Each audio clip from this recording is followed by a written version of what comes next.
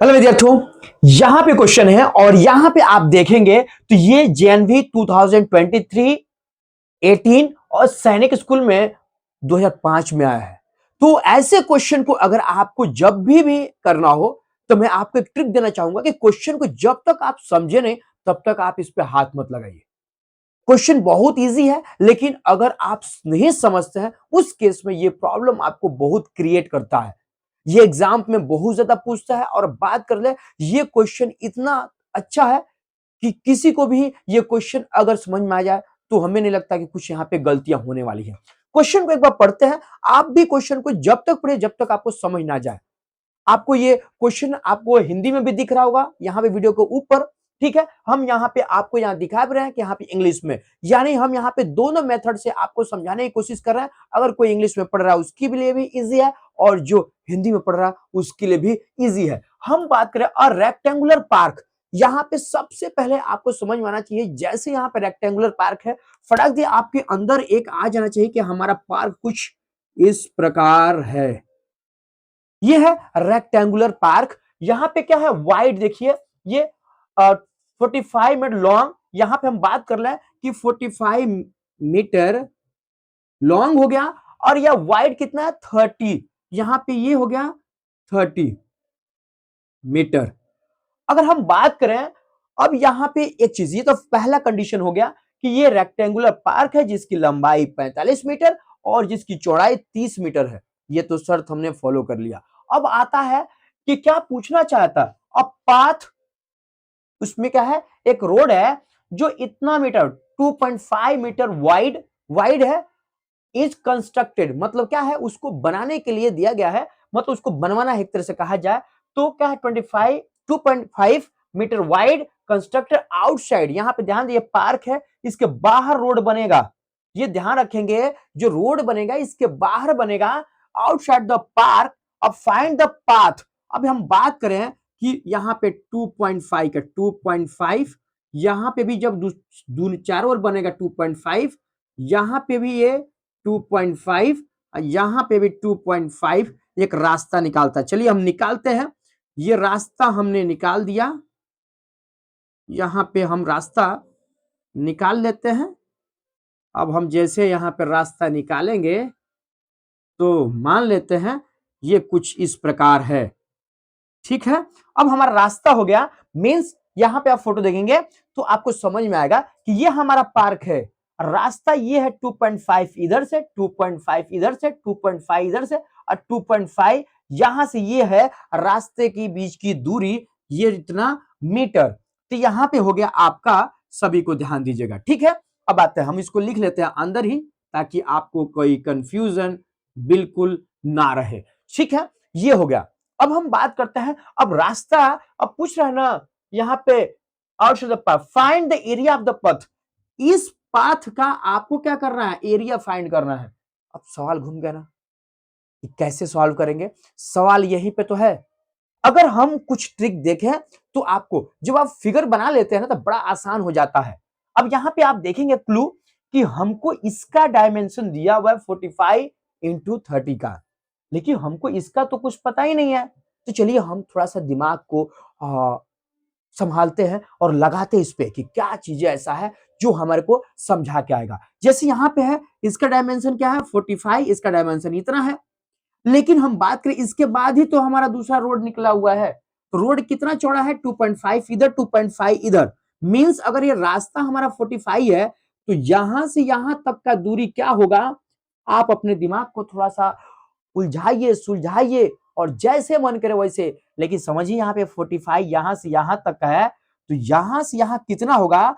तो हम इसमें ये दूरी प्लस ये दूरी कर दें तो ये दूरी हमको मिल जाएगी। ठीक है, एक बार फिर से ध्यान रखिएगा। हम अगर इस दूरी में ये दूरी प्लस ये दूरी करें तो हमारा ये दूरी निकल के आ जाएगा। हम यही करने वाले हैं।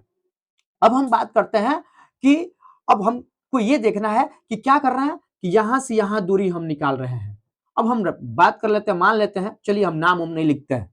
ठीक है, हम क्या लिखते हैं, विथ, ये पार्क है, रोड, पाथ लिखते हैं, जो पाथ दिया है, पाथ प्लस पार्क क्या है ये, और बात करें ये दोनों की लंबाई अब क्या हो जाएगी।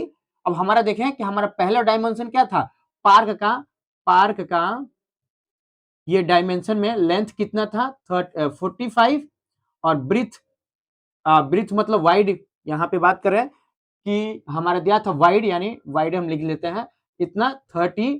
ठीक है, अब हम पार्क विथ पाथ, यहाँ पे पाथ हो गया, दोनों साइड हम दोनों लिख देते हैं, आपको दोनों पाथ इधर का और इधर का प्लस पार्क का, यहाँ पे डायमेंशन का लेंथ क्या हो जाएगा, ये 45 प्लस 2.5 प्लस 2.5, यानी हमारा क्या निकल जाएगा 2.5 या हो गया 50 मीटर। ठीक है, ये तो समझ में आएगा। इसी तरीके से अगर हम बात कर लें, हमारा ये तो हो गया हमारा लेंथ। अब इसी तरीके से वाइड यानी ब्रीथ अगर बात करें, वाइड लिख लेते हैं आपको समझने के लिए। वाइड में क्या हो जाएगा, ये हो गया यहां से यहां हमारा कितना है 30 है, तो यहां पे 2.5 और यहां पे 2.5 जब ऐड करेंगे तो हमारा क्या निकलेगा, ये वाला सिरा निकल जाएगा। तो हमारा इसका वाइड क्या निकलेगा 30 प्लस 2.5 प्लस 2.5, ये 2.5 है और ये 2.5 है, 2.5 ये 2.5। अब हमारा जो नीचे आएगा यहाँ पे 35। अब थोड़ा सा सांस लेते हैं बड़ी सी और अपने आप को समझाते हैं कि अगर हमारा ये डायमेंशन अब निकल गया, ये डायमेंशन निकल गया, तो ये जो ऊपर ला जो हमको दिख रहा है, ये बड़ा पार्क अब जो दिख रहा है हमको रोड सहित, इसमें से अगर इस पार्क को निकाल दें तो क्या बचेगा, ये रास्ता ही बचेगा ना।